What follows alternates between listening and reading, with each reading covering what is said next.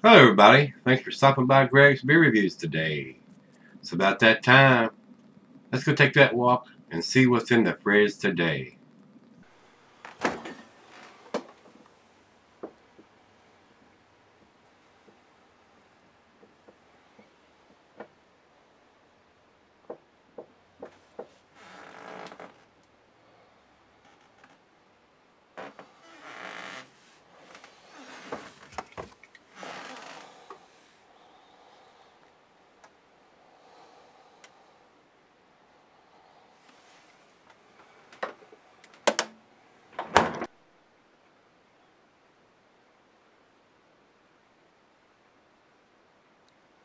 Hey everybody, thanks for stopping by Gregsbeerreviews today.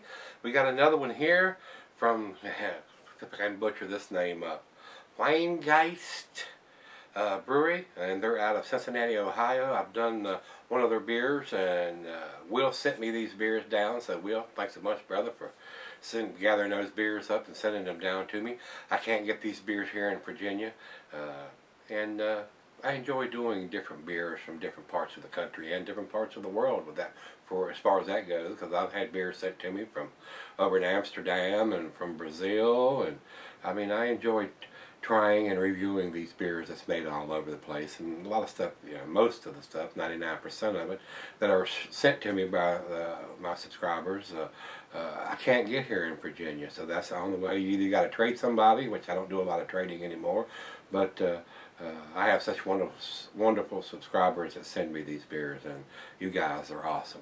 You're freaking awesome, and I do appreciate it. Just want you to know that, because it's very expensive to spend your own money for these beers, and then spend your money to ship these beers to me. So my hat's off to you guys that take the time to do that. I do appreciate it. All right, let's get on with this one. This is their Truth, which is an IPA. Says here the IBUs are 75, and that's what it's got on the back of the can. It's got 7.2% alcohol on the can and 75 IBUs. And here it says 12/29/14 is the date. So got all three things going on with this beer: the IBUs, the ABV, and the canned on date. So those guys got it going on. They know how to do it. So thumbs up to those guys up there. They definitely know how to package a beer and give you the information as a craft beer drinker, what you need to know to purchase these beers. So very well done, very well done. But let's get on with this one, guys. Commercial description: intentionally hopped dry IPA with Centennial, Citra, Amarillo, and Simcoe hops. Some of my favorites there. We hop this at a rate of 3 pounds per barrel to rev up peach, mango, and passion fruit notes. Sounds yummy to me. Food pairings for this is going to be your typical IPA food pairings. As the cuisine is curried in a Thai, but like I tell you guys all the time, it goes well with just about anything if you're a hophead. I like just about any meal that I have other than breakfast.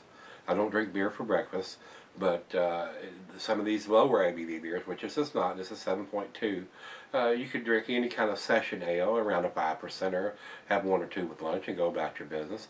But once you're at home and having dinner, I mean, some of these bigger beers go very well with dinner, and I enjoy having one with my dinner.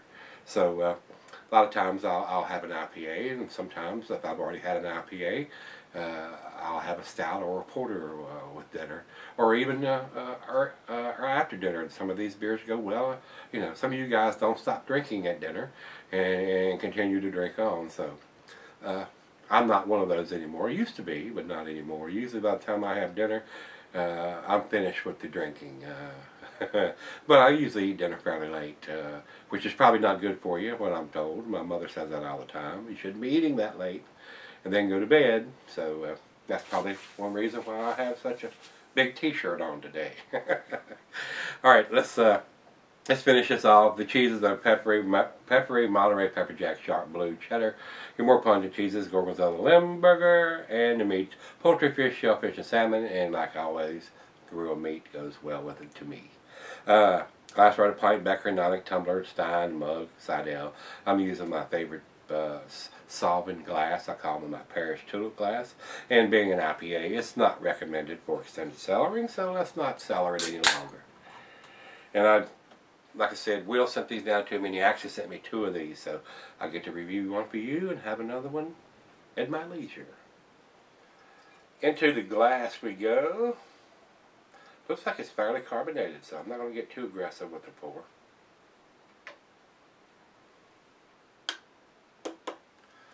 Fill up everything. I'm already getting a nose full already. This is smelling wonderful from here. Damn. Alright, about a finger and a half of head on that pour, guys. Over into the light. It is a rich amber, copper colored. I can see the bulb right through it. A lot of bubbles streaming up. Looks pretty pleasant. Looks like a well-made beer. A lot of big bubbles on the side. Some creamier bubbles in the top of there, but there are some big bubbles in there too. Looks pretty good, so let's get it on. Let's get the nose on it. Oh, that smells wonderful. Pine and grapefruit, your typical IPA. I mean, you put your nose to a beer and you start getting the pine and the grapefruit and the pineapple, you know you got something good in your hands usually. To me, I mean, if I get those over the malt and know it's a fresh beer by that. If you have a can like this or a bottle that's been sitting around for 3 or 4, 5, 6 months even, those malt nose aromas come out to me, and I can go, well, this is either not a well-made IPA or it's an old IPA, because that malt character will actually rear its ugly head after about 4 to 6 months. And if it's older than 6 months, you're wasting your money, in my opinion, if it's an IPA. So very citrusy, a lot of tropical fruit notes going on in there, the pineapple, the grapefruit. Very pleasant smelling, very West Coast-ish, if you will. Well, let's give it a taste. It's time for a beer. It's beer 30. Let's give it a taste. Cheers, everybody. Cheers, Will. Thank you, sir.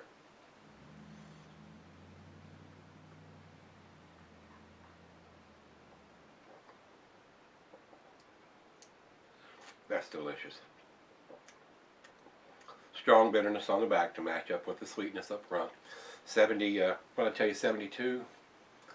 75 IBUs on this, 7.2% alcohol. Very nice. Definitely has a strong bitterness on the back end, though.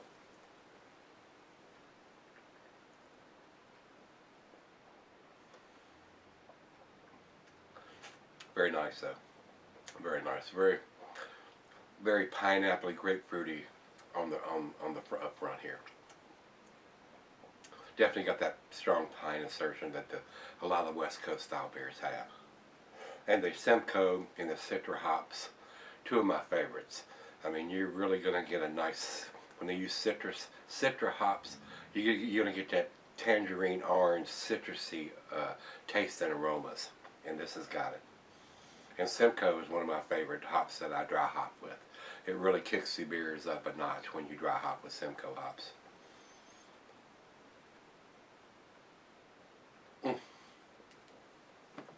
Delicious. Alright, guys, you know the deal. Very tasty beer so far, right out of the fridge. Let me take it back and let her taste it, and we'll come back and do the final chug. Alright, guys, I'm back. Got a little left here. Very tasty beer. Very, very tasty beer. All the information on the can that you need. Date, IBUs, ABV. Thumbs up to those guys up there at the brewery for doing that. They definitely know how to package a beer. Very nice profile on this IPA. Very tasty. If I could get this all the time, I would definitely buy this again. Of course, I didn't buy this. It was sent to me by Will, but I would buy this. It is definitely worth picking up if you're in the Cincinnati, Ohio area or wherever they distribute it to. I don't know how far out of Cincinnati they come. They don't come to Virginia, not this part anyway. So, kind of would like to see that happen. So, you guys up there at Rhinegeist Brewing, send it on this way. I'll buy some of it. Alright, guys, let's do the final chug on this one. The other half loved it. She really likes it. She's got a good appreciation for a good IPA. So, final chug.